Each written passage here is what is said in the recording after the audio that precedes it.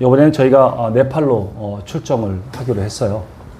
네팔을 출정을 하는데 아까도 소개를 했지만 항상 저희는 2번 출정합니다. 그래서 더 친밀하게 그 현지인들과 사귈 수 있는 시간을 가지려고 해요. 또 가면 우리 비전 트립과는 다르게 뭐 여러 군데를 가지 않습니다. 한 교회만 지정해서 그 교회에서 일주일 내내 그 현지 성도들하고 같이 함께 합니다. 행사를 갖습니다.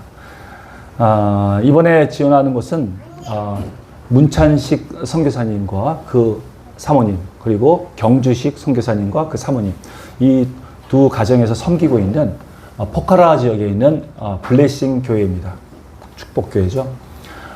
거기는 네팔 수도인 카트만두에서 한 200km 정도 떨어진 포카라 지역에 있습니다.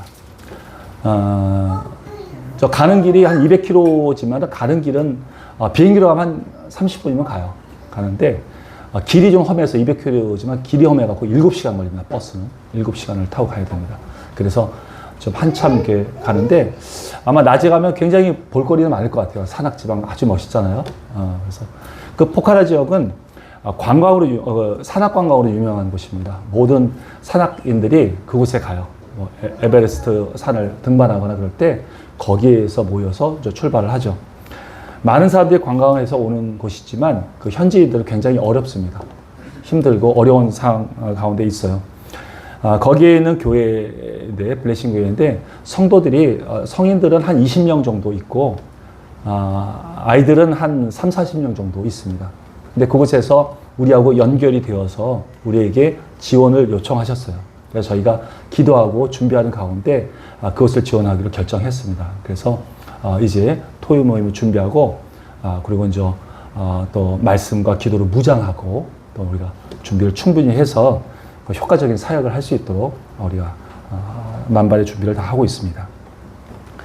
저희 IMS는 설립 분이 5분이 같이 모여서 설립을 했습니다. 우리 한 분도 우리 계시지만 이병근 선교사님 계시지만 5분이 계세요. 5분이 다 선교사분이, 저 빼놓고 다 선교사분이세요. 저도 뭐 선교의 비전을 가지고 있으니까. 근데 선교사를 지원해야 된다. 이 시대에는 선교사를 지원해야 된다는 그런 마음으로 함께 모여서 세웠습니다.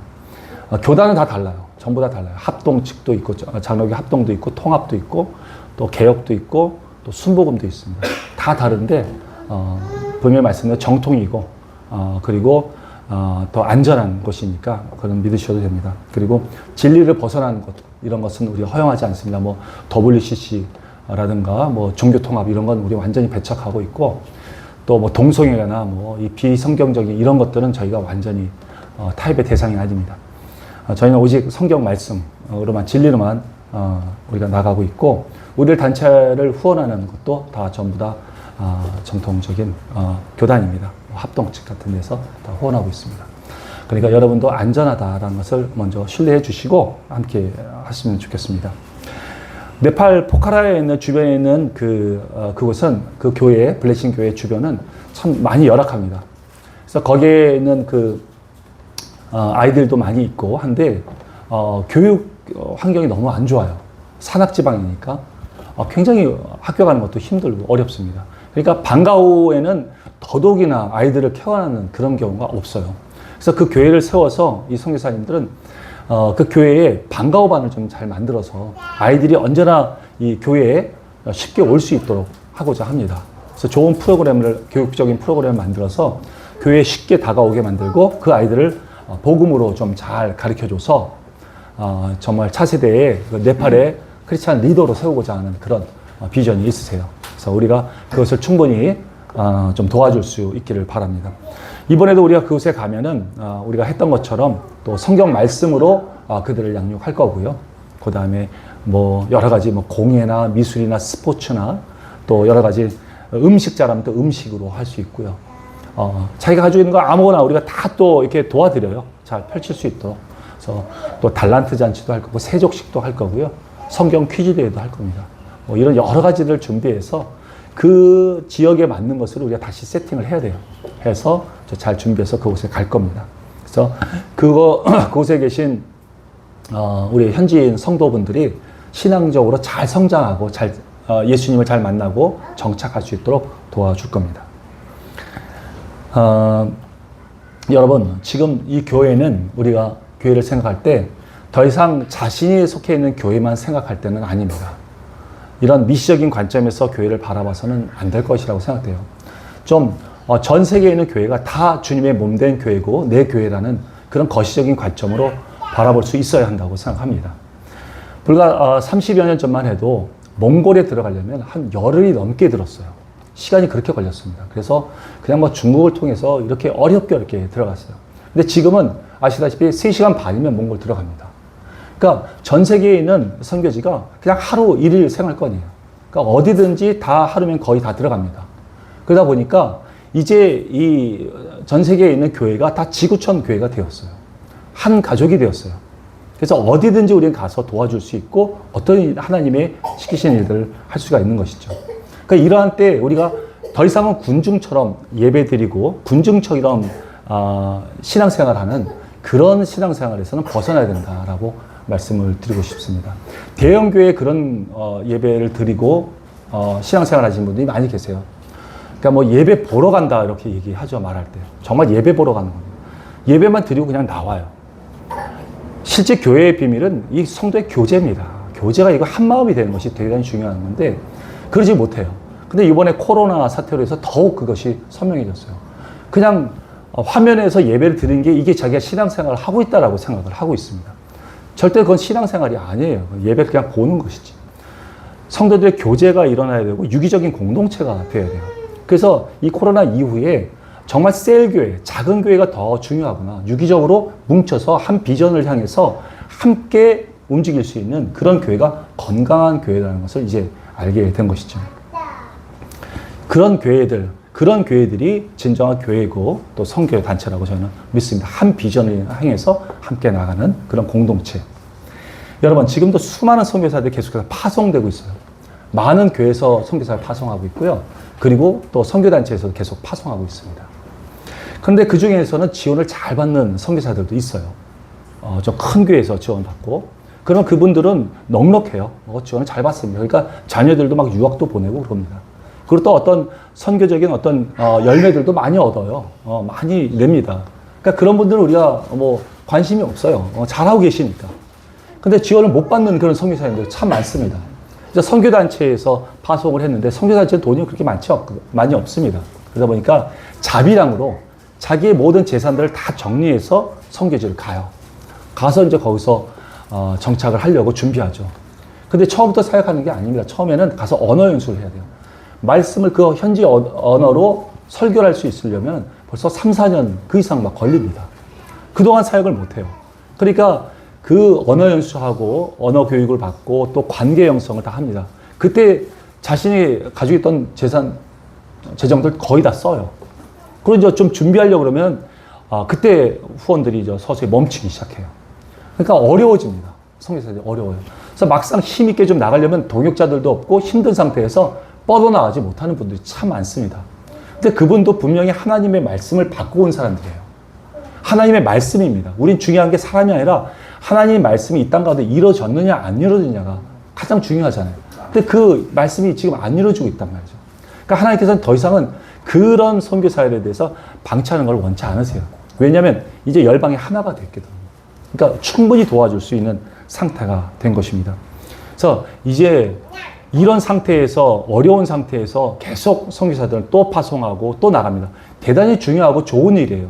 그렇지만 또 지원을 못 받아서 어렵게 그 자리를 지키고 있는 힘든 선교사들이 계속 생겨난다는 것이죠.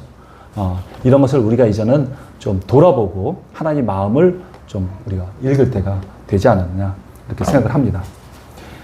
여러분, 전문인 선교라고 들어보셨을 겁니다. 전문인 선교라는 게 과연 무엇일까요? 전문인 선교. 한 30여 년 전부터 전문인 선교가 부각이 되기 시작했어요. 선교를 나갈 때 먼저 뭐 목사의 직분으로, 목사의 이름으로 또 선교사의 이름으로 복음을 전하러 나가는 경우가 많았는데 지금은 그런 사람들이 오는 것을 거부합니다. 그리고 복음을 전하는 자들을 막아요. 이제 못 들어오게 합니다. 그런 나라들이 굉장히 많아졌어요. 그러니까 이제 대안은, 그러면 우리 목사나 선교사는 못 가는데 그럼 어떻게 가야 되느냐? 이때 나온 것이 바로 전문인 선교였습니다. 그러면 전문가들이 가서 전문가의 이름으로 들어가자. 전문성 가지고 들어가자. 그리고 거기서 복음을 전하자. 그리고 시작된 것이 뭐 의료 또는 비즈니스 또 스포츠 또 어떤 기술을 가진 분들이 그런 기술자의 이름으로 선교에 들어갔습니다. 그리고 거기서 복음을 전했죠. 그런데 그게 이제 시간이 점점 지나면서 복음을 전하지 않고 전문성을 자꾸 발휘할 때는 그 나라에서 굉장히 환영하고 좋아해요. 그런데 복음을 우리가 본색을 드러내면서 복음을 전하면 그걸 싫어합니다. 그리고 그게 딱 걸려지면 바로 추방시켜요. 그러니까 거기 전문인 선교사분들이 점점 시간이 지나면서 전문성이 점점 더 깊이 관여가 돼요. 복음은 점점 약해지고요. 그래서 생겨나는 것들이 NGO가 나오고요. 구호단체가 생기고 봉사단체가 생깁니다. 너무나도 그것도 중요한 일들이에요. 정말 아픈 사람들, 그 선교지에 아픈 사람들 가서 의료해주고 고쳐주고 하는 거 대단히 중요한 겁니다. 배고픈 사람들 밥을 주고 먹여주는 것 굉장히 중요한 사역이에요. 그러나 그것은 믿지 않는 사람들도 할 수 있어요. 믿지 없는, 예수님을 모르는 사람도 충분히 할 수 있는 일들입니다. 봉사활동들은. 그런데 복음은 우리 크리스찬들만 할 수 있어요. 근데 그것이 점점 약해지고 있다는 것이죠. 이것이 본질이 아니잖아요. 수단이에요. 이 전문성은 수단이에요. 수단인데 이 본질을 앞서가고 있습니다. 점점 그것이 변화되어서 전문성이 강조화되고 그 사역을 하게 됐습니다. 그래서 기존 선교사들도 마찬가지예요. 복음을 전할 수 없으니까 계속 자기가 거기서 전문성으로 그냥 봉사하는 그런 그 자리로 그렇게 머무르는 그런 일들이 많아진 것입니다. 근데 이 한국에서는 선교사라는 이름이 있어요. 타이틀은 선교사예요. 그리고 현지에서는 그냥 일을 하고 있습니다. 그러니까 굉장히 약화되는 그런 상황들이 있죠. 이래서는 안 된다고 저는 생각을 합니다.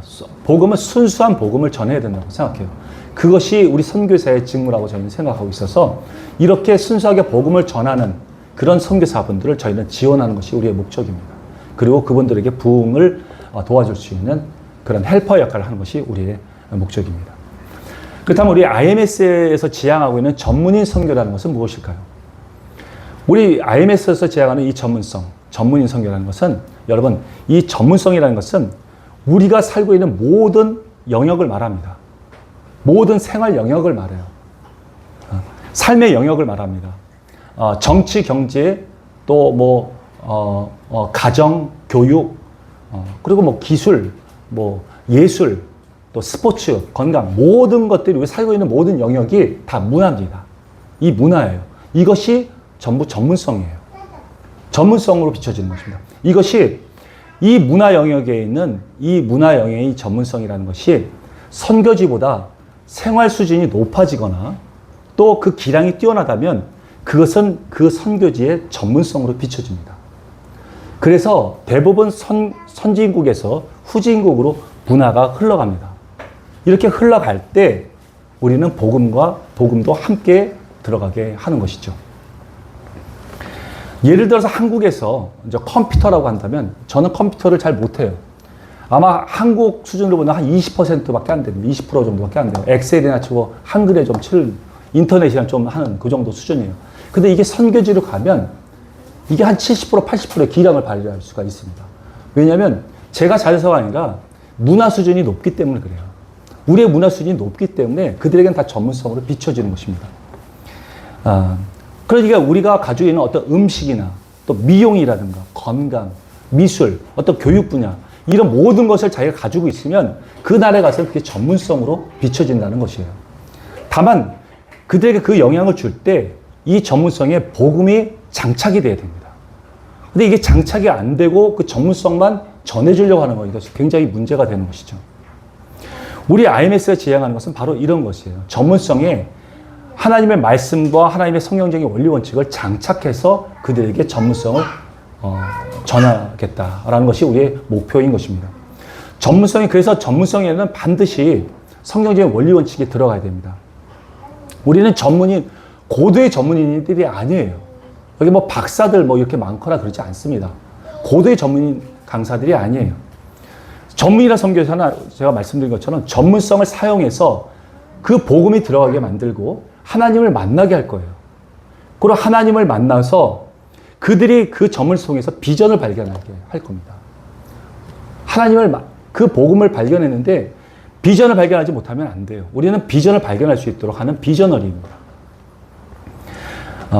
예를 들어서 여러분 얼굴에 화장을 하고 클렌징을 해요. 여자들. 근데 그런 것들은 우리나라 여성분이라면 당연한 거예요. 그 정도. 그냥 상식이 됐죠. 그 수준이. 근데 선교지에 가면 그게 그렇지 않습니다. 몽골 같은 경우, 지금은 좀 괜찮지만은, 그 전에 몽골 같은 경우에는 물이 굉장히 귀해요. 씻지를 못해요. 씻지 못하는데, 그 젊은 또 이제 여성들이다 보니까 화장을 합니다. 근데 그 다음날 씻지 않고 여기다 또 화장을 해요. 덧띄어서. 그냥 또 화장을 해요. 그리고 날씨가 너무 추워요. 그러니까 이게 갈라지고 틉니다. 그러니까 엉망진창이 돼요, 얼굴이. 그 여성들한테 우리가 올바른 화장과 클렌징을 가르쳐 줄 수가 있어요. 지금 저 문화 수준이 그들도 좀 올라갔기 때문에 지금 어느 정도 괜찮지만 그걸 가르쳐 줄 수 있습니다. 근데 그때 가르쳐 줄 때 성경적인 원리를 함께 가르쳐 주는 거예요. 하나님께서는 너희들 얼굴의 아름다움도 좋지만 베드로서 3장에서 나오는 것처럼 우리 내면의 아름다움, 내면의 정결함을 하나님은 원하고 계신다. 라는 것을 꼭 기억하게 해줘야 됩니다. 그래서 그 친구들이 나중에 그것을 깊이 그들에게 얘기해 줬을 때 그 선교 지원했던 분들이 나와도 그 여성들은 화장할 때마다 하나님의 말씀이 생각나야 돼요. 하나님의 그 깨끗함, 내면의 정결함을 원하고 계신다는 것을 기억할 수 있어야 됩니다. 예를 들어서 축구를 우리가 얘기해요. 축구 우리 사역하는 우리 귀한 지체들도 많이 있는데 축구를 그 선교지에 알려줄 때는 축구 안에는 성경적인 원리를 가르쳐 줘야 됩니다. 축구는 여러분 교회와 같습니다. 한 팀을 이뤘어요. 한 팀을 이뤘고 공동의 목적을 가지고 있습니다. 그래서 골을 넣어야 되고 승리를 해야 돼요. 골을 넣어야 돼요. 그러기 위해서 모든 사람들이 협력합니다. 협력을 배워요. 교회가 마찬가지예요. 한 비전을 가지고 모든 성도들이 한 마음을 갖고 협력합니다. 축구 선수들은 각자의 포지션이 있어요. 근데 센터포드가 내가 마음에 든다고 해서 내가 수비를 받다가 난 센터포드로 가지를 않습니다. 자기 포지션에 만족해요. 그리고 거기에 감사하고 거기에 충실합니다. 충성을 배워요. 교회가 마찬가지입니다. 각자의 직분들이 있어요. 그러나 남의 것을 보질 않습니다. 자기가 맡겨진 그 직분 가운데 충성을 다합니다. 이게 똑같은 교회의 원리예요. 그리고 한 리더, 감독의 지시를 따르죠. 마찬가지로 교회도 예수님의, 머리 대신 예수님의 지시를 따라서 움직입니다. 이것이 교회의 원리예요. 이게 축구를 가르치면서 이 교회의 원리를 가르쳐 줘야 합니다. 그럴 때 그들은 축구를 하면서 나중에 생각하는 것이 뭐냐면 이것이 교회구나. 이것이 하나님의 원리였구나라는 것을 깨닫게 됩니다. 그럴 때 그들은 올바른 비전을 발견할 수 있게 돼요. 간호사도 마찬가지예요. 간호사 가서 고치고만 오는 것이 아닙니다. 고치고만 오는 것이 아니에요. 이 치료하시는 분은, 진정 치료하시는 분은 영적으로나 육적으로나 그리고 우리의 심령을 치료하시는 분은 하나님이시다라는 것을 가르쳐 줘야 됩니다. 치료하시는 하나님, 예수님을 가르쳐 줘야 돼요. 그럴 때 그 간호사 떠나도 그 성도는 나는 하나님 안에서 하나님을 알면서 나는 저 간호사처럼 되고 싶다. 하나님께 쓰임받는 사람이 되고 싶다라는 비전을 발견하게 되는 것입니다. 이처럼 선교 나갈 때는 복음을 들고 나갈 때는 두 가지를 가지고 나가야 됩니다. 그것은 영성과 전문성이에요. 영성과 전문성은 이 두 바퀴와 같습니다. 한쪽이 커지면 앞으로 나가질 못해요. 전문성이 크게 부각이 되거나 영성이 작아지면 앞으로 가지 못합니다. 그냥 돕니다. 반대로 영성이 커지고 전문성이 작아져도 마찬가지예요. 그 자리를 돌게 돼요. 영성과 전문성이 동일하게 똑같이 합체돼서 나갈 수 있어야 됩니다. 동일하게 나가야 됩니다. 예를 들어 전문성을 강조하게 되면 이 세상에 성공을 원하게 돼요. 성공을 추구하게 됩니다. 나도 전문성을 잘 발휘해서 나는 성공할 거야. 이 땅을 성공할 거야. 라고 비전을 갖습니다. 그런 생각을 해요. 그렇게 선교지에 들어가서 복음을 잘못 가르쳐 주는 경우가 너무나도 많습니다. 근데 반대로 영성을 만약에 강조를 하다 보면 하나님을 알아요. 하나님을 만났어요. 근데 무엇을 해야 되는지 몰라요. 무슨 비전을 가져야 될지 몰라요. 그럼 난 어떻게 살아야 돼? 라는 걸 몰라요. 그러다 보니까 세상에서 가르쳐주는 그 세상 방법을 살아가고 있습니다. 이것이 지금의 교회도 마찬가지예요. 예수님을 알았는데 우리나라 교회도 마찬가지예요. 어떻게 살아야 되는지를 말씀해 주질 않아요. 그 다음 세상에 나가서 세상 방법을 배웁니다. 아니에요. 모든 전문성 가운데, 모든 문화 영역에는 하나님의 원리 원칙이 다 들어가 있어요. 그것을 교회에서 가르쳐 주고 어떻게 살아야 되는지 비전을 발견할 수 있도록 도와줘야 되는 것이죠. 근데 이렇지 못한 상태에서 선교제에 나가니까 선교제에 가서 전문성을 가서 또 활용을 하고 또 가르쳐 주니까 신앙 따로, 전문성 따로, 세상 따로, 이 삶이 따로 되는 거예요. 신앙 따로, 삶이 따로 되는 거죠. 예를 들어 몽골 같은 경우가 그런 경우가 많아요. 몽골이 지금 크리스찬 된다고 해서 많은 크리스찬들이 있지만 정말 세상적인 성공을 원하는 그런 크리스찬들이 많습니다. 하나님이 그런 걸 준다고 생각해서 이런 기복신앙에 빠지는 경우가 대단히 많아요.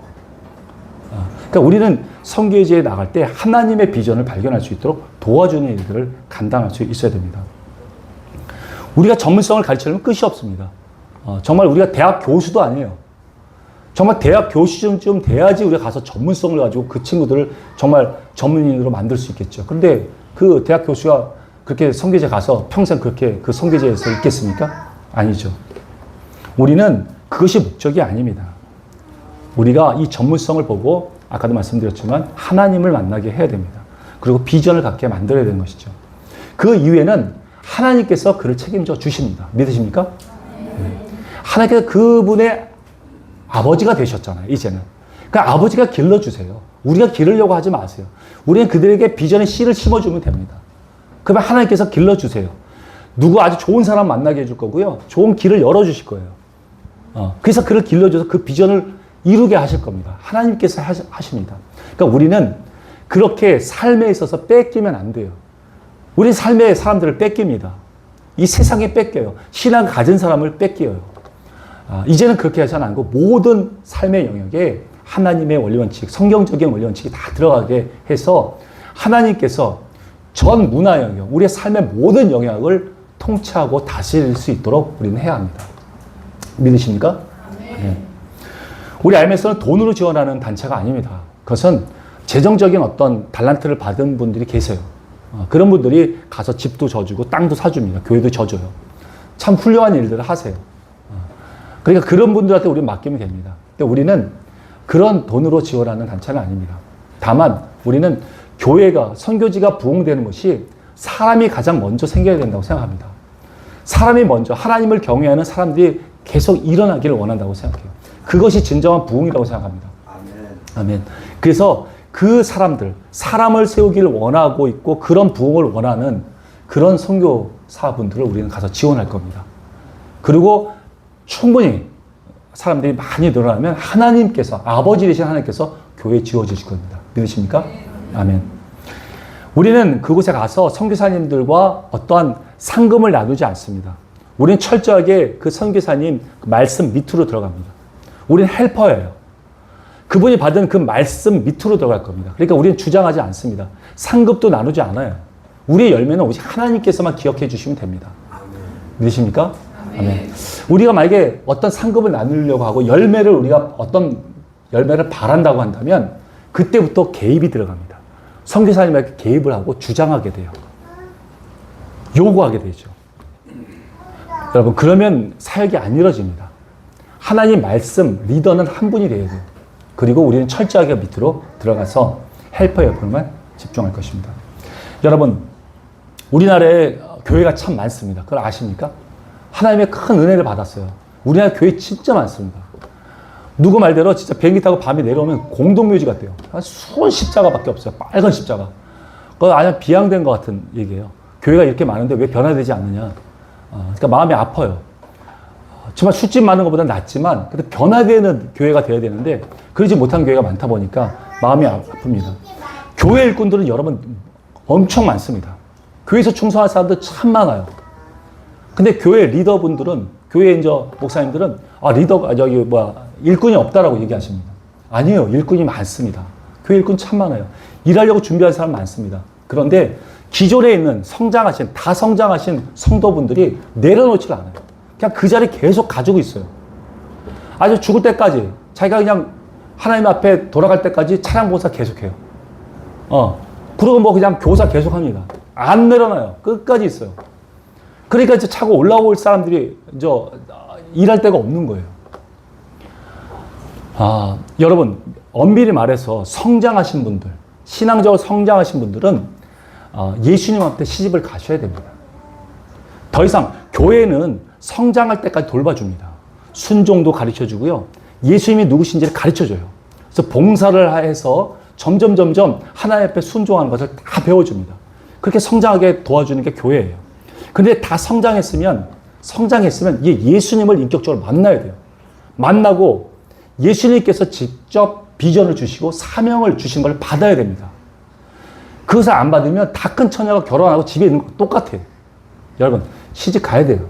예수님을 만나서 예수님 앞에 직접 비전을 받아야 됩니다. 목사님이 시키고 하는 것을 따라하는 건 너무 좋아요. 그건 충성을 배울 때예요. 만약에 예수님께서 직접 만나서 지시하면 넌 이 교회에서 충성해라. 평생을 이 교회가 너의 사명이다 라고 말씀하신다면, 비전이라고 말씀하면 당연히 그 교회에서 죽을 때까지 해야죠. 하나님이 말씀하셨으니까. 근데 이제 더 이상은 교회 목사님이 다 성장한 사람한테 이거 하십시오, 저거 하십시오라고 얘기를 들을 때가 아닙니다. 우리 많이 제사장이에요. 하나님께서 직접 우리랑 말씀하시고 우리를 부르십니다. 믿으십니까? 아멘. 성장할 때 교회에서 보호함을 받지만 성장한 다음에는 각자의 비전을 가지고 움직이는 것이 가장 중요합니다. 하나님은 우리가 수없이 말씀하세요. 이렇게 해주길 바란다, 저렇게 해주길 바란다고 얘기하는데 듣지 않습니다. 너무 교회에 길들여져서 그래요. 여러분, 정말 교회는 소중한 하나님의 비밀입니다. 예수님의 비밀이에요. 그러나 그 비밀 안에는 하나님의 예수님이 직접 지시하시고 우리를 직접 인격적으로 대하신다는 사실을 기억하셔야 할 것입니다. 여러분, 지금 지방교회 같은 데 가면요, 아이들이 없습니다. 주일학교가 없어지고 있어요. 근데 주일학교 교사들은 많아요. 근데 아이들이 없어요. 근데 열방에 나가면 아이들 너무 많습니다. 아까 그 캄보디아 보셨죠? 어마어마하게 많아요. 근데 주일학교 교사가 없어요. 그냥 방치됩니다. 그럼 하나님 보시기에 거기 있는 아이들이나 여기 있는 아이들 누가 더 귀해요? 여기 한국에 있는 아이들이 더 귀합니까? 똑같잖아요. 그죠? 하나님 앞에 똑같은 자녀들이에요. 하나님 귀한 자녀들이에요. 그럼 그 아이들을 돌봐야 될 거 아니에요. 왜 여기 없다고 가만히 있습니까? 열방 가서 그 아이들을 돌봐야죠. 주일학교 선생님이라고 한다면. 우리 그 캄보디아에서 사역하고 계시는 김봉독 선교사님이 계십니다. 근데 그 김봉독 선교사님은 거기서 교회를 세우는 것이 아니라 센터를 세우셨어요. 푸놈펜에 있는 그 수도에서 한참 떨어진 지방의 시골에서 센터를 만들었어요. 마당 넓은 곳을 만들었습니다. 그래서 거기에 아이들이 막 아무데나 들어오게 만들어놨어요. 다 오픈해놨어요. 그럼 오면 아이들한테 영어 가르쳐주고요, 한국어 가르쳐주고, 크메르어, 그 캄보디아 어가 크메르어인데 너무 어려워요. 그러니까 애들이 잘 몰라. 학교에서 배워도 잘 몰라. 그러니까 거기서 크메르어를 또 가르쳐줍니다.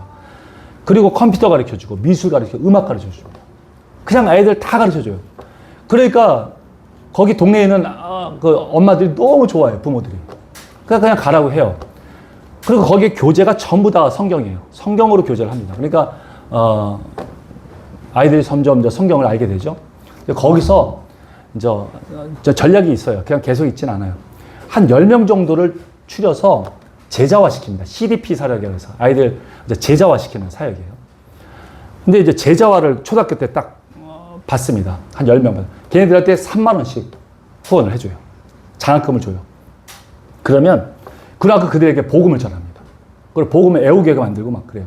그러면 복음을 전하면 그 부모들이 싫어하는데 3만 원을 주니까 그게 아슬아슬한 거야. 이게 많지도 않고 적지도 않고 안 보내기도 좀 서운하고, 그러니까 이제 보내. 그래서 3만 원 주니까 보내요. 그러면서 아이들은 그걸 이제 성장시켜요. 복음으로 자꾸 이제 훈련을 시키죠. 그러다가 중학교로 올라가죠. 중학교 올라가면 3만 원 가지고 약해요. 5만 원을 올려요. 5만 원은 그 집안에서도 좀 큰 돈이에요. 괜찮은 돈이에요. 그러니까 그것도 그냥 이제 그만 와 이렇게 하기가 좀 애매해. 5만 원이. 그래서 그냥 내비둬요. 그래서 제자화시키는. 근데 5만 원 주는 우리 조건은 하루에 한 시간씩 성경 공부를 해야 돼요. 그리고 주일날 가까운 교회에 가서 봉사해야 돼요. 이 선교사님은 교회를 세우지 않았어요. 네 교회 내 교회 따로가 없어요. 그 주변에 있는 교회에 보내줍니다. 여기서 이 아이들 잘 성장하게 해서 보내줘요. 그 교회 일꾼을 만들어주는 거예요. 그 교회가 성장하면 자기도 기쁘니까. 그러니까 계속 보내는 사역을 하시는 거예요. 실제로 그 교회에 가서 그렇게 아주 훌륭한 일꾼으로 잘하고 있습니다. 여러분, 주일학교 교사를 저도 해봤습니다. 주일학교 교사 비용이 얼마나 드십니까?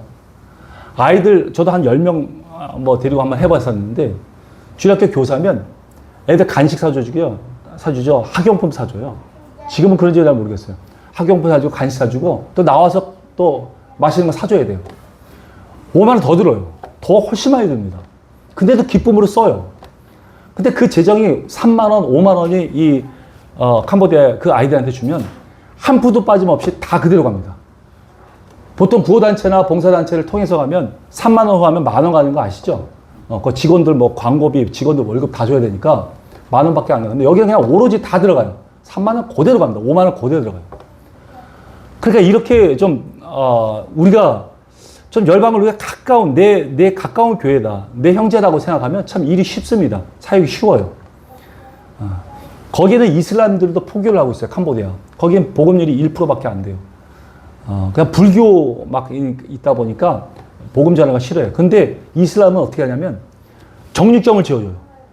정육점을 지고 고기를 다 대줍니다. 그리고 이슬람을 믿으라고 그래요. 히잡 쓰라고 그래요. 그러면 이걸 다 대주겠다.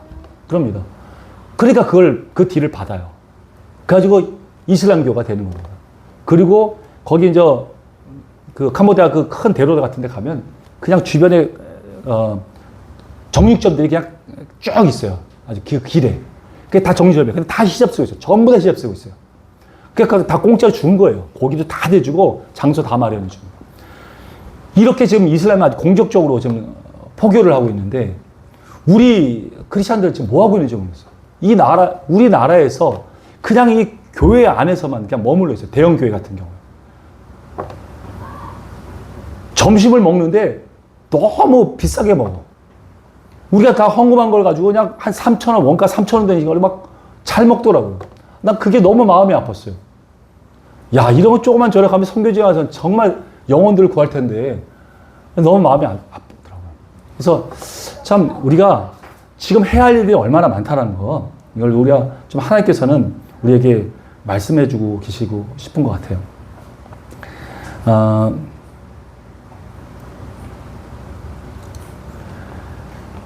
여러분, 전문인 선교의 유익을 이제 말씀드리겠습니다. 저희는 이제 전문인 선교를 우리가 지향을 하는데, 전문인 선교는 여러분 쉽습니다. 3가지가 있는데, 전문인 선교 유익이 쉬워요. 그것은 내가 하고 싶은 것을 하는 게 아니에요. 전문인 선교는 내가 하고 싶은 걸 하는 것이 아닙니다. 내가 잘하는 것을 하는 거예요. 내가 잘하는 것을 하는 거기 때문에 쉬워요. 어렵지가 않습니다. 그냥 어떤 비전 트립 같은 데 가서 막 열심히 하는 거 보면 정말 평생에 부채춤 한 번도 쳐보지 않은 사람이 부채춤 연습을 합니다. 한 달, 2달 동안 크게 애써서 해요.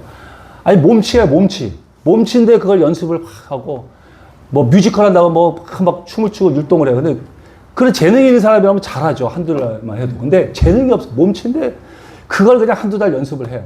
가서 이제 거기 선교지 와서 막 공연을 합니다. 제가 말씀드리지만 참 봐주는 사람이 고마워. 거기서 그걸 이렇게 봐주는 사람이. 야, 정말 전문가들이 뭐 BTS나 이런 데 가서 공연하면 멋있잖아요. 그게 전문가들이니까. 근데 우리는 그런 사람이 아니잖아요. 자기가 잘하는 걸 해야 되는 거예요. 자기가 잘하는 거. 그래서 쉬워요. 내가 음식 잘해요? 가서 음식을 같이 만들면 돼요. 김밥도 같이 만들고 만들어 보는 거 하면 됩니다.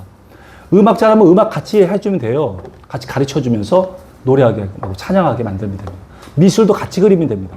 스포츠 하면 돼요. 그러니까 굉장히 쉬워요. 이 전문성 안에 복음만 집어넣으면 됩니다. 복음만 장착하면 돼요. 두 번째는 현재들에게 선교의 꿈을 줍니다. 여러분도 알다시피 우리나라에 선교사에 들어왔을 때 그분과 연결되었던 분들은 다 이 땅의 리더가 됐습니다. 전부 다 리더가 됐어요. 우리가 선교지 가서 우리랑 접목하던 그 현지인들은요, 전부 다 리더가 돼요. 아, 나는 정말 선교사의 꿈이 있어. 저 열방에 품으려는 꿈이 생겨. 막 그런 게 생겨요. 그래서 더 공부해야 된다는 이유를 알고요. 그리고 목회를 하겠다, 선교사가 되겠다, 막 이런 꿈들을 꿉니다. 하나님이 주시는 아름다운 비전을 꿔요. 근데 그것을 우리를 만나지 못한 사람들은 그 어떤 구석에서 그냥 평생을 먹고 살려고 거기다가 지지부지 하다가 그냥 죽습니다. 우리가 선교 가서 전문의 선교로 나가면 그 사람들에게 비전을 가르쳐 주세요. 하나님이 주시는 비전을 만나게 해줍니다. 세 번째는 선교를 떠난 자들이 가장 먼저 은혜를 받습니다. 우리는 복의 통로예요. 우리가 복을 전달하잖아요. 그러니까 우리를 통해서 하나님 이 복을 전달하기를 원하시죠. 여러분, 복이 무엇입니까? 성경에서 말하는 복은 여러분 딱 하나예요. 딱 하나. 바로 예수 그리스도입니다. 예수 그리스도께서 우리의 복이에요.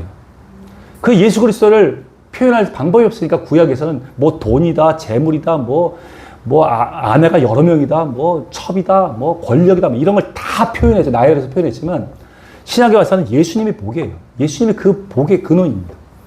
그 예수님이 우리 안에 충만하게 먼저 거하십니다. 이 복을 전하기 위해서. 하나님의 마음을 알게 하세요. 그래서 우리가 먼저 복을 받아요. 이 복을 가서 그들에게 전하는 것이죠. 그래서 결국엔 그들 마음에 하나님 마음을 품게 하는 것입니다. 정리를 하겠습니다.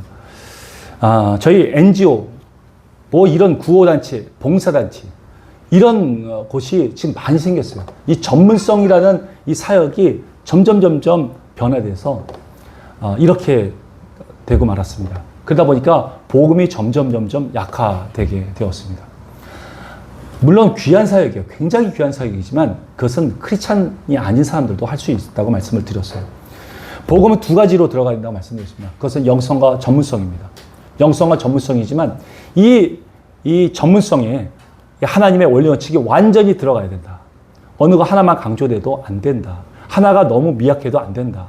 충분히 이 두 가지가 동시에 아주 양밖에 동일하게 들어가야 된다. 그래야지 하나님을 만나고 올바른 비전을 발견할 수 있어서 이 세상 안에서 우리가 살아가는 그 문화 가운데 하나님의 통치가 임하게 된다라는 말씀을 드렸어요.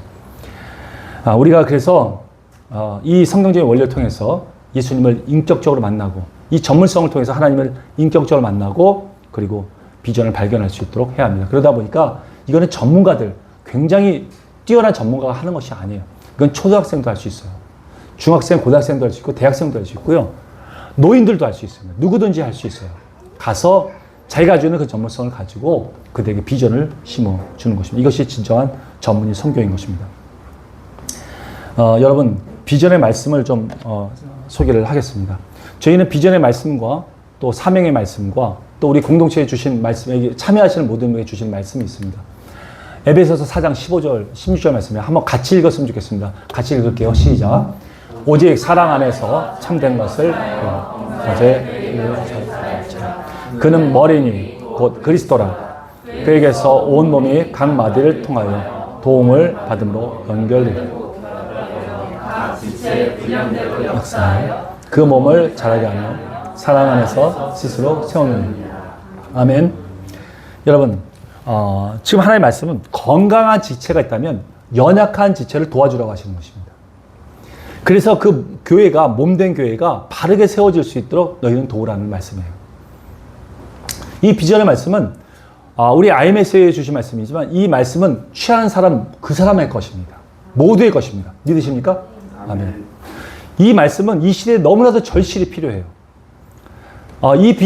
자신의 비전을 좀 잡았으면 좋겠습니다.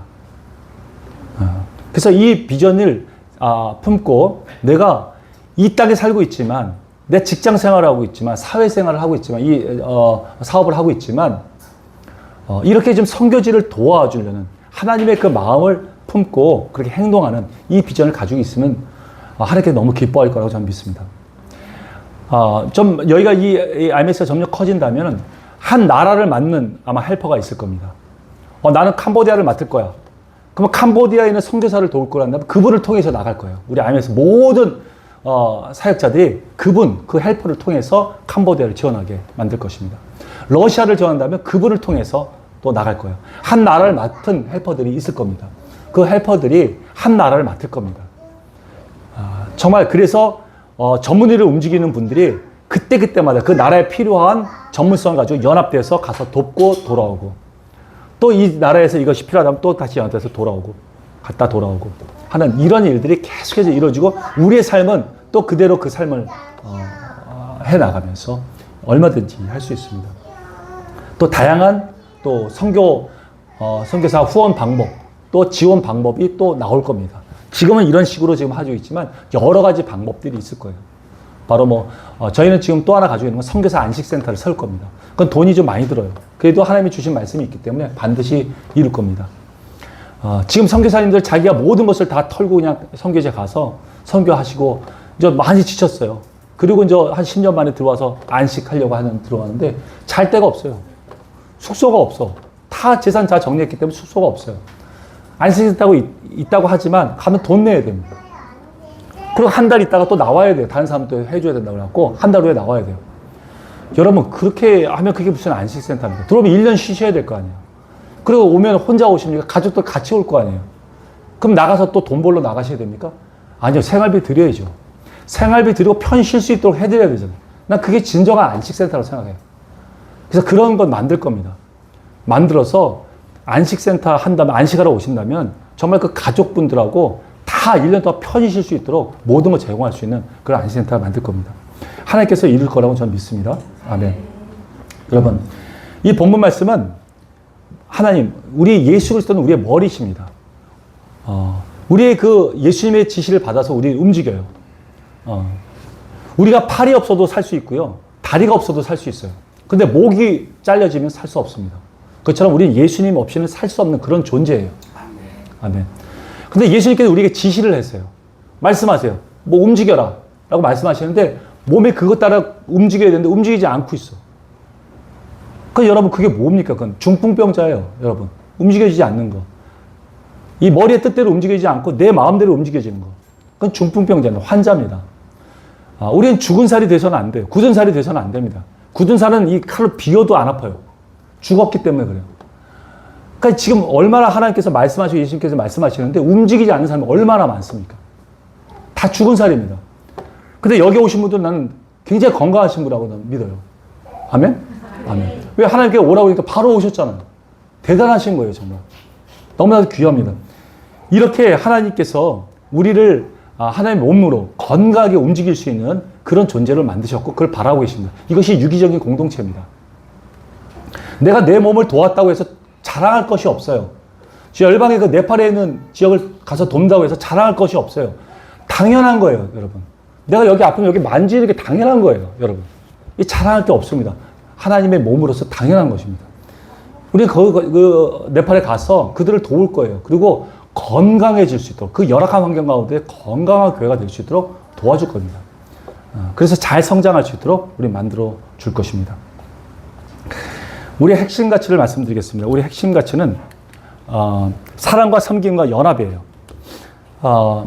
우리가 빨리 좀 말씀을 드린다면 사랑이라는 것은 우리가 가지고 있는 사랑, 필레오 사랑 이걸로 사랑해서는 안 됩니다. 아가페 사랑이 됩니다. 끝까지 할 수 있는 사랑, 예수 그리스도께 받은 사랑, 그 사랑으로 행해야 됩니다. 그렇지 않으면 우리 하다가 멈춰요.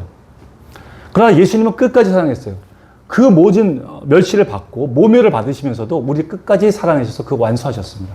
우리도 이 사랑으로 선교사를 도울 것이고 현지인들을 섬길 것입니다. 그 사랑으로 할 것입니다. 그리고 또 섬김이 있습니다. 섬김은 우리 예수님께서 그 가장 높으신 분이 이 땅에 오셔서 우리의 발을 씻겨주셨습니다. 그런 섬김을 해야 됩니다. 그러니까 우리는 겸손해야 돼요. 교만해서는 안 됩니다. 우리가 그 선교지에 우리도 그 네팔처럼 못 살았을 때가 있었어요.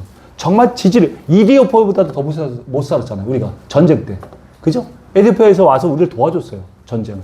그렇게 못 살았습니다. 필리핀한테 그 묘멸을 받았어요. 박정희 대통령이 가서. 그렇게 못 살았던 나라였어요. 근데 우리가 지금 그때를 생각하지 못하고 교만해서는 안 됩니다.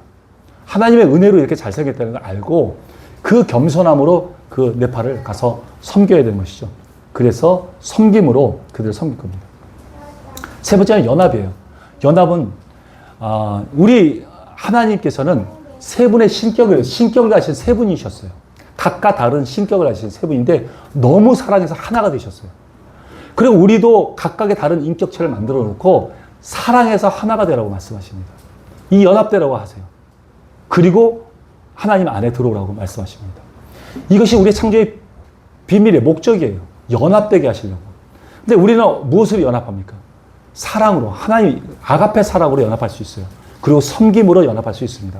우리가 네팔에 가서 그들 사랑으로 섬겨서 그들 견고한 몸을 세워서 그들이 하나님과 연합되고 그들이 하나 되고 하나가 연합될 수 있도록 도와줄 것입니다. 아멘. 사명의 말씀을 드릴게요. 로마서 1장 11절 12절 말씀입니다. 한번 같이 읽을게요. 시작. 내가 너희 보기를 간절히 원하는 것은 어떤 신령한 은사를 너에게 나누어 주어 너희를 견고하게 하려 함이니 이는 곧 내가 너희 가운데 자 아니함을 얻으려 함이다. 아멘.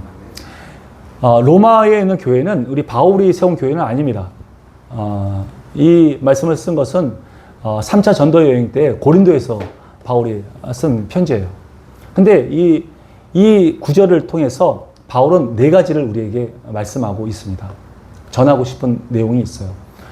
첫 번째는 너희 보기를 간절히 원한다고 얘기합니다. 자기가 세운 교회도 아니고 성도들도 아니에요. 얼굴도 본 적이 없어요. 근데 간절히 보기를 원한다고 말합니다.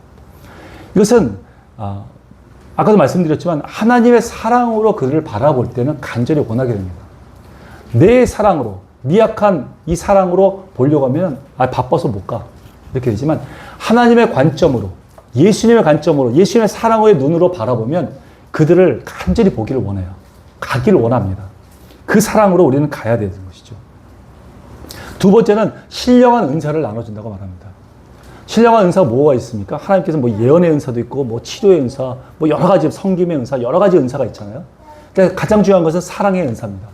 사랑의 은사를 가지고 가요. 그래서 우리가 가지고 있는 전문성을 그들에게 나눠줄 겁니다. 이 사랑의 은사를 가지고 갈 때만이 그들과 접목할 수 있어요. 여기서 말씀처럼 신령한 은사를 나눠주기를 원한다고 얘기합니다. 세 번째는 그래서 그들의 신앙을 견고하게 해주려고 해요. 우리가 가지고 있는 전문성을 그들에게 나눠주고 사랑으로 나눠줌으로 해서 그들 신앙이 견고하게 세워지도록 우리는 도와줄 것입니다.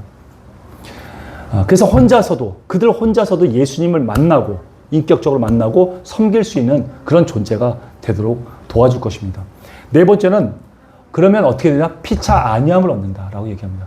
이것은 서로 안위함을, 위로를 받게 된다는 뜻이에요. 여러분, 선교제에 가서 우리가 열심히 우리가 그들을 섬겨줬어요. 그러면 그들만 기쁩니까? 아니요. 우리도 기뻐요. 우리도 기쁩니다. 예를 들어서 내가 오른쪽 어깨가 너무 아파요. 그래서 왼손이 지금 이렇게 주물러 줍니다. 그러면 이 오른쪽 어깨가 시원합니까? 아니요. 내가 시원한 건 내가 시원합니다. 우리가 그 선교제 가서 열심히 섬길 때 그들만 유익을 얻는 것이 아니라 피차, 우리가 더 유익을 얻어요. 피차 안위함을 얻는다. 여기서 12절에 말씀하시는 피차 안위함을 얻는다라고 말씀하시는 이 말씀입니다.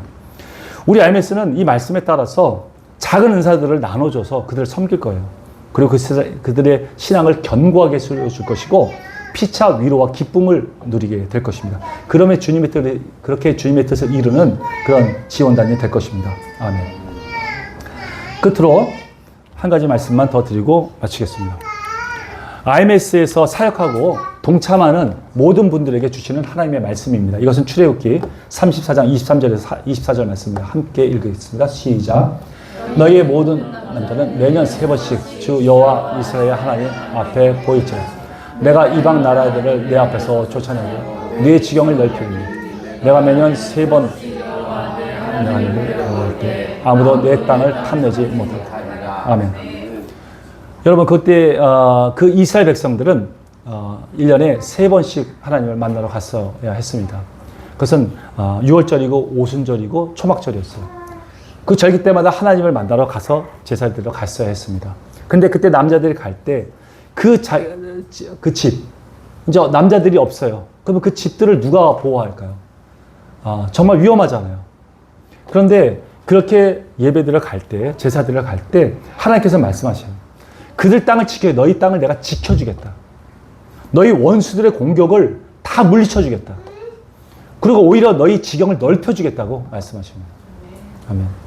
우리가 이 사역을 하는데 1년에 한 2-3번씩 나갑니다. 일주일씩 나가요. 얼마 되지도 않아요. 근데 이걸 나갈 때 직장을 휴가를 내야 되죠. 또 사업장도 잠깐 문을 닫아야 돼요. 여러 가지 어려움이 있지만 하나님께서 말씀하세요. 내가 너희를 지켜주겠다. 오히려 너희 지경을 넓혀주겠다. 보호해 주겠다라고 말씀하십니다. 약속의 말씀을 해주십니다. 우리가 얼마든지 우리가 맡겨진 이 자리에서 일하면서 우린 선교사를 도울 수 있어요. 그리고 그렇게 도울 때 여러분 우리에게 말씀하신 것은 하나님이 이렇게 말씀하셨어요. 선지자의 이름으로 선지자에게 물 한 컵을 주면 그 상을 너희들도 같이 받는다라고 말씀하셨어요. 우리가 선교사를 도울 때 정말 진심으로 이 선교사를 도우면 선교사가 받는 그 모든 상을 우리도 함께 받습니다. 믿으십니까? 아멘. 우리가 직접 나가지 못했지만 우리가 여기서 충분히 그들을 도움으로 해서 함께 그 상급을 우리는 하나님께 받을 수 있음을 믿으시기 바랍니다. 아멘. 이러한 방법이 이 시대의 하나님의 선교 지원 계획인 것입니다. 여러분 이제 8주간의 진행을 합니다. 2달간 진행을 해요. 헬퍼 모임입니다. 선교지를 향한 하나님의 마음을 여러분 이 8주간 동안 충분히 좀 받으시기 바랍니다. 그 마음을 받으시면 여러분 정말 하나님께서 그 마음을 받은 사람을 막 들어서 막 사용해요. 우리 힘으로 하면 아무리 해도 막 발버둥 쳐요. 잘 안 돼요. 그런데 하나님의 마음으로 충만하게 되면요. 하나님이 쓰시기 너무 편해요. 그때는 막 하나님이 여러분을 막 들어서 막 마음껏 사용하실 수 있어요. 놀라운 기적들이 막 일어납니다. 그리고 너무도 기쁨이 막 넘쳐요. 이렇게 우리는 하나님의 마음을 받는 것이 중요합니다. 우리의 각오와 태도가 중요해요. 여러분 이곳에 나오셔서 성실히 나오십시오. 성실히 나오시고 하나님을 예배하고 또 말씀을 준비하고 또 기도해서 마음을 무장하시기 바랍니다. 여기서 충분히 우리가 무장하고 나가면요. 현지에 나가서 살기 형통하게 됩니다. 굉장히 형통해요. 근데 여기서 대충 여기서 하고 나가면요. 어렵습니다. 막 꼬여요, 일이. 사탄이 가만히 있습니까? 우리 오는 걸 되게 두려워하고 있어요, 지금. 엄청나게 두려워하고 있어요. 이 영적 싸움이에요. 우리는 모든 게 영적 전쟁이에요. 여기서 승리하고 우리가 묶어놓지 않으면 성경에 가서 굉장히 힘듭니다. 그때 캄보디아 갔을 때 260명 넘는 아이들 다 왔었는데 그때 한 명이라도 넘어져서 머리 깨지거나 교통사고 나면요. 사역 다 무너집니다. 다 무너져요. 근데 하나님께 철저하게 지키셨어요. 단 한 명도 다치는 일이 없었습니다. 이번도 마찬가지예요. 여러분 여기서 우리가 기도하고 준비하고 말씀을 무장하고 방해하는 모든 세력들을 다 우리가 물리치고 묶고 그리고 준비하고 나가면 거기서는 아주 형통하게 모든 것이 펼쳐집니다. 여러분 그런 기적을 한번 맛봤으면 좋겠어요. 여러분 이 8주간 우리가 함께 준비하면서 기도하고 철저하게 준비해서 그 네팔을 힘있게 돕고 돌아올 수 있는 저와 여러분이 다 되시기를 예수님의 이름으로 축원드립니다. 아멘. 기도하겠습니다. 우리 함께 기도했으면 좋겠어요. 이제 하나님 우리가 이제 네팔을 준비하고 있습니다. IMS에 주신 이 사명이 이 말씀이 정말 모든 이들이 품고 선교사를 지원해서 하나님 마음을 좀 후련하게 해드리길 원합니다. 하나님 우리에게 하나님의 마음을 품게 해주시고 뜨거운 열정을 갖게 해주시고 그래서 하나님 주님께서 이 땅에 세우신 하나님의 그 거시적인 그 큰 교회 공동체가 하나님 앞에 정말 유기적인 공동체로서 정말 힘차게 순종하고 움직이는 그런 건강한 교회가 될 수 있도록 역사해달라고 우리 하나님 앞에 먼저 간절히 기도했으면 좋겠습니다. 기도하겠습니다. 하나님 아버지 감사합니다. 저희들 하나님께서 사랑하여 주셔서 하나님 저희들이 IMS를 소개했습니다. 하나님 저희들 하나님 주님께서 우리에게 베풀어 주신 그 은혜가 너무나도 크고 놀랍습니다. 그런데 아직도 하나님 선교지에 있는 자들은 그 현지에 있는 자들은 하나님의 그 사랑을 알지 못하는 자들이 너무나도 많습니다. 아버지 하나님의 그 사랑이 얼마나 크고 놀라운지를 우리가 알려주기를 원합니다. 나타내주기를 원합니다. 너의 진정한 아버지가 하나님이라는 것을 가르쳐주기를 원합니다. 하나님 우리를 사용해 주시옵소서. 많은 수많은 선교사들이 나가서 선교하고 복음을 전하지만 아버지 때로는 지치고 힘들 때가 있습니다. 또 하나님 아버지 힘이 부족할 때가 있습니다. 이럴 때 하나님 아버지 우리를 사용하여 주셔서 그 선교사를 힘있게 돕고 현지에서 계획했던 그 모든 사역과 사명이 온전히 이루어질 수 있도록 하나님 우리가 온 힘을 다해서 돕기를 원합니다. 하나님 우리 가운데 먼저 충만케 하여 주옵소서. 성령님으로 충만케 하여 주시고 주님의 마음으로 충만하게 해 주옵소서. 하나님 아버지의 마음을 충만하게 갖게 해 주셔서 아버지 열방을 향한 하나님의 마음으로 가득하게 하여 주옵소서. 하나님 은혜를 베풀어 주소서. 이제 준비하는 모든 과정 가운데 은혜를 내려 주셔서 악한 자 악함에게 일체 틈타지 못하도록 예수님의 십자가의 보혈로 덮어 주시옵시고 하나님 모든 삶 가운데서 하나님 형통케 하여 주셔서 우리 하나님 모두 준비하는 모든 과정 가운데 하나님 주님만 의지하고 나갈 수 있는 저희들 모두가 되게 하여 주옵소서. 주님 은혜를 내려 주옵소서. 이번에 동참하기로 했던 이 귀한 우리 지체들 한 명 한 명을 소중히 여겨 주시옵시고 그의 삶을 인도하여 주시고 이끌어 주셔서 하나님 함께 이 기쁨을 누릴 수 있게 하여 주옵소서.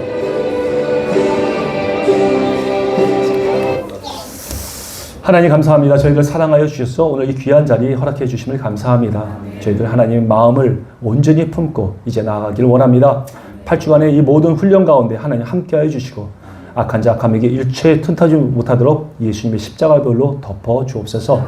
모든 하나님이 이 출정하고 기도하는 모든 이 동참하는 자들에게 하나님 은혜를 베풀어 주셔서 그 삶을 형통케 하여 주시고 하나님 주님 끝까지 아버지 인도하여 주셔서 하나님 모든 사역이 하나님의 뜻대로 순조롭게 이루어지게 하여 주옵소서.